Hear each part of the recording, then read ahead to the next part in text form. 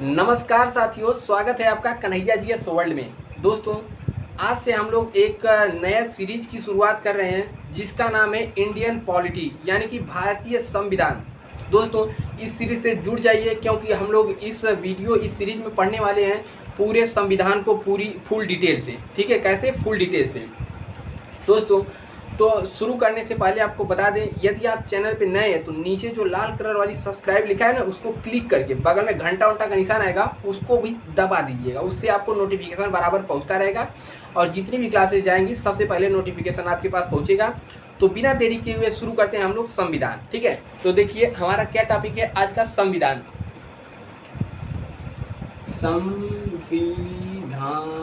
ठीक है, संविधान।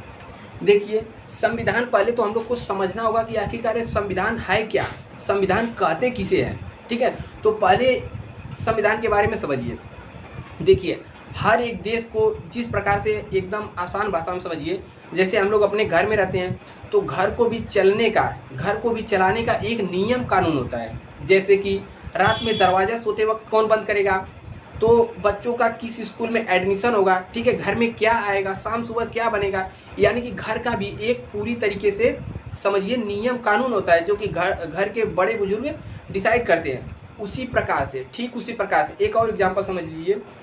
जैसे हम लोग कोई बुक पढ़ते हैं, कोई किताब पढ़ते हैं, मान लीजिए हम लोग मैथ पढ़ते हैं या फिर साइंस पढ़ते हैं हाई स्कूल इंटर में, तो एक चैप्टर वाइज जो चैप्टर होता है जिसे हम लोग पढ़ते जाते हैं। ठीक है, हमें पढ़ाने के लिए क्या होता है, एक किताब होता है। उसी तरह पूरे देश को चलाने के लिए एक किताब का निर्माण किया गया। हालांकि दुनिया में कोई भी देश हो, उसको चलाने के लिए एक किताब का निर्माण किया जाता है, एक बुक का निर्माण किया जाता है। ठीक है, जिसमें लिखा रहता है कि देश को कैसे चलाया जाए, यानी कि देश को चलाने के लिए जिस किताब को लिखा जाता है, जिस बुक को लिखा जाता है, उसे कहते हैं संविधान।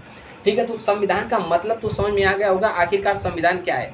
और संविधान किसी भी देश का मौलिक कानून होता है जो कि सरकार के विभिन्न अंगों और रूपरेखा को और उसके सरकार के कार्यों का निर्धारण करता है कि सरकार कैसे कार्य करेगी, देश कैसे चलेगा हमारा।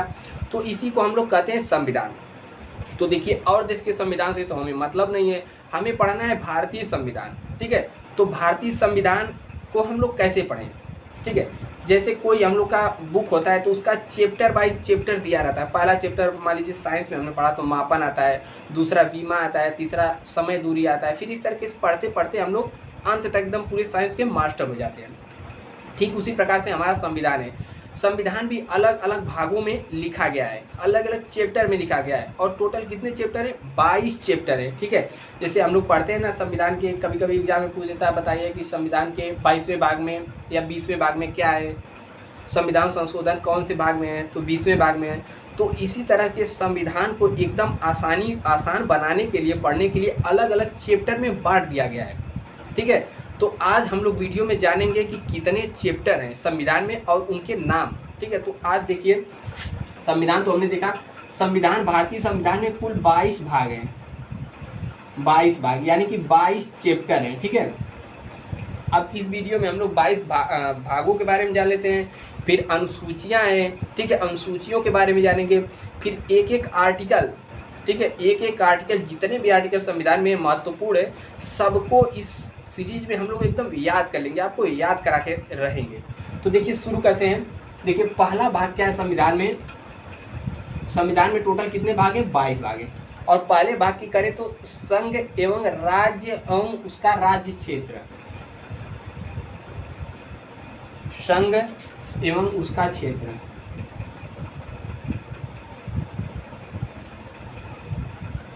उसका क्षेत्र। ठीक है, और चैप्टर को भी आसान बनाने के लिए इसमें आर्टिकल यानी कि अनुच्छेद लिख दिया गया है। तो यह अनुच्छेद कहाँ से, अनुच्छेद 1 से लेकर अनुच्छेद 4 तक है। ठीक है, अब देखिए इसमें क्या लिखा गया है, इसमें लिखा गया है कि भारत के कितने राज्य हैं। ठीक है, उसका भारत का क्षेत्र कहाँ कहाँ तक है। तो यह अनुच्छेद 1 से लेकर 4 तक लिखा गया है भाग 1 में, इसमें भाग 1 में। अब इसके बाद आता है भाग 2 यानी कि चैप्टर नंबर 2। अब देखिए, भारत की तो बात पहले में कर लिया, भारत होगा एवं उसका राज्य क्षेत्र होगा। अब इसके बाद दूसरा बात करता है कि नागरिकता।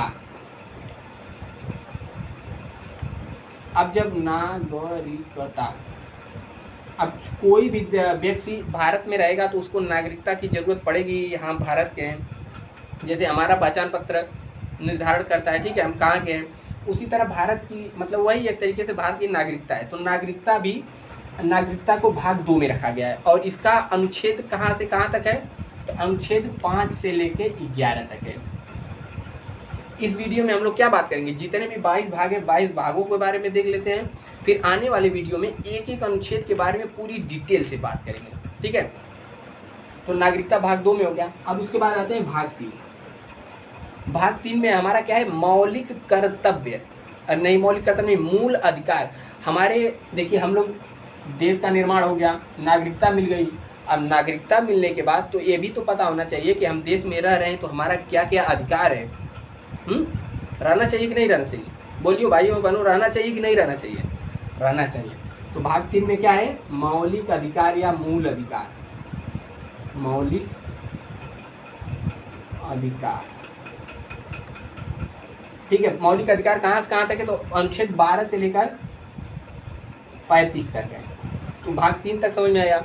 अब आते हैं भाग 4। भाग 4 में देखिए, भाग 4 में डीपीएसपी।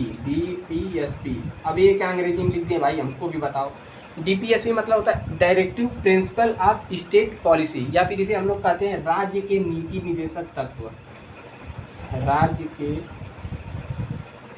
नीति निदेशक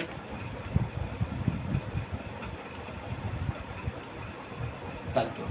अब राज्य के नीति निदेशक तत्व क्या है, अनुच्छेद लेकर 36 से लेकर 51 तक है, 36 से लेकर 51 तक है, ठीक है।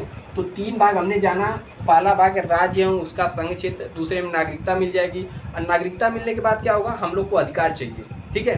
और उसके बाद डीपीएसपी, राज्य के नीति निदेशक तत्व, यानी कि राज्य क्या क्या कर सकता है, राज्य के क्या अधिकार है।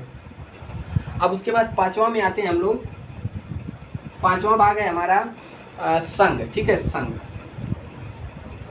संघ यानी केंद्र, समझते हैं ना, संघ।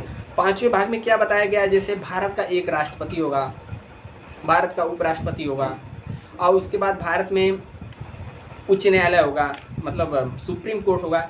इन सब की बात कहाँ की गई है, संघ यानी कि भाग 5 में की गई है। जैसे हमारे घर में राष्ट्रपति कौन होता है, हमारे दादाजी, प्रधानमंत्री, फादर होते हैं सबके, ठीक है। तो उसी तरह देश का राष्ट्रपति, उपराष्ट्रपति, सर्वोच्च न्यायालय, इस सब के बारे में कहाँ बताया गया, भाग 5 में। ये सब तो बस डिटेल से जानकारी है, बेसिक है, इनके बारे में फुल डिटेल से पढ़ेंगे, इतना तो याद रखिए, ठीक है। इसको कहाँ से कहाँ तक लिखा गया है, तो अनुच्छेद 51 तक हो गया, 52 से 151 तक, ठीक है। तो इसको 52 से आर्टिकल 52 से 151 तक लिखा गया है इसको। अब इसके बाद 6वां भाग हमारा आता है, देखिए संघ हो गया।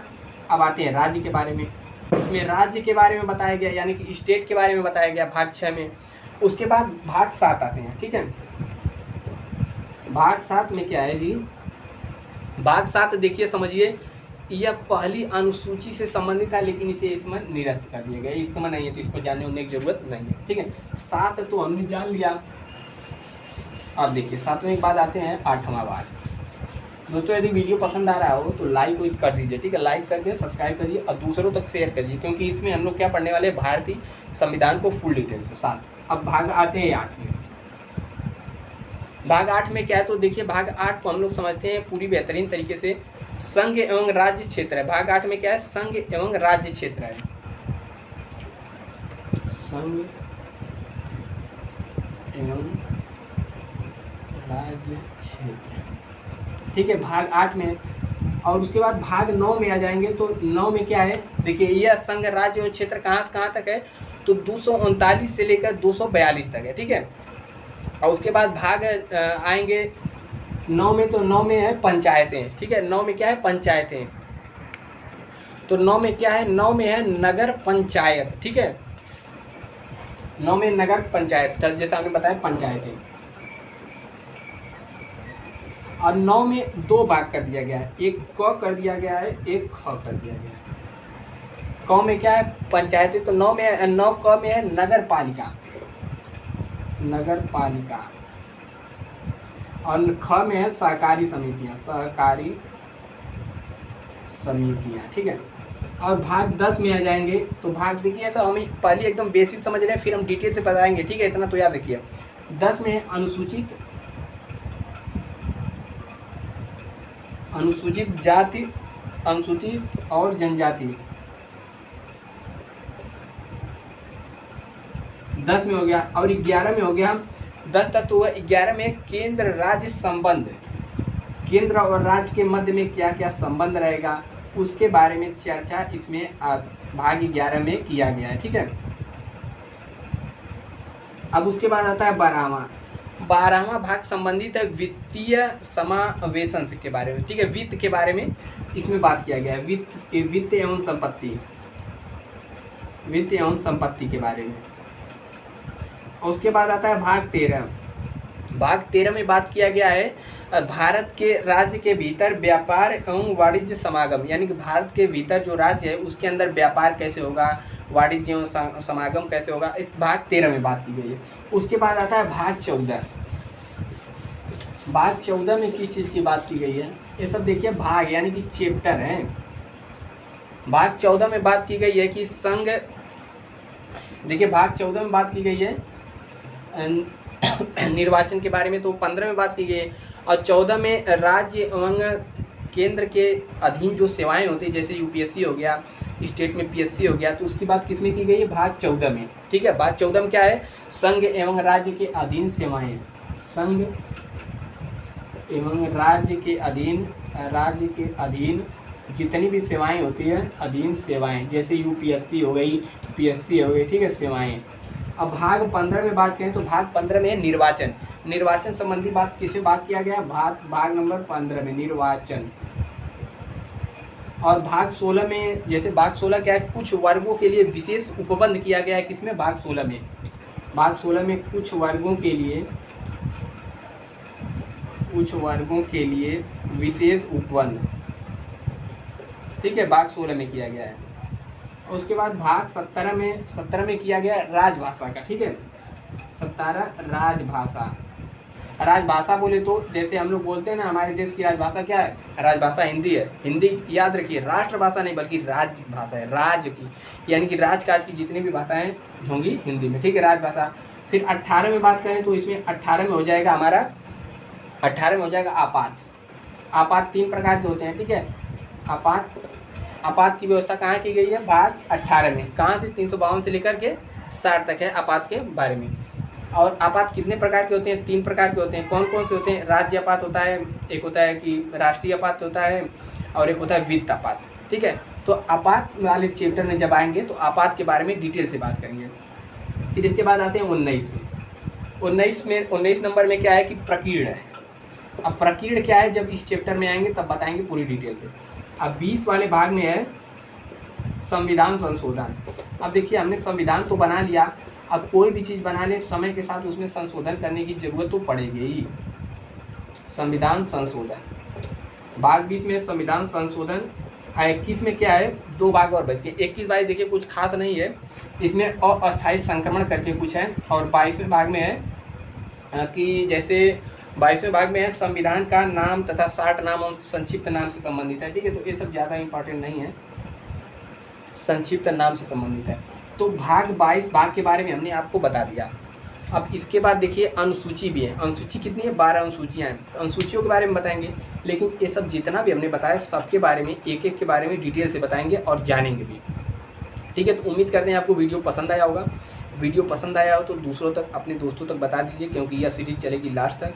यदि आपने कहीं नहीं पढ़ा है संविधान तो संविधान पढ़ने के लिए तैयार हो जाइए। हम हैं नहीं, हम सब मिल के पढ़ेंगे अपने इस कन्हैया परिवार में, ठीक है। और ठीक है, तो वीडियो सही लगा हो तो शेयर करिए, लाइक करिए। मिलते हैं नेक्स्ट वीडियो में, तब तक के लिए जय हिंद। और सब्सक्राइब कर लीजिए, क्योंकि ऐसे ही नोटिफिकेशन आपको मिलते ही रहेंगे। तो बाय बाय, जय हिंद।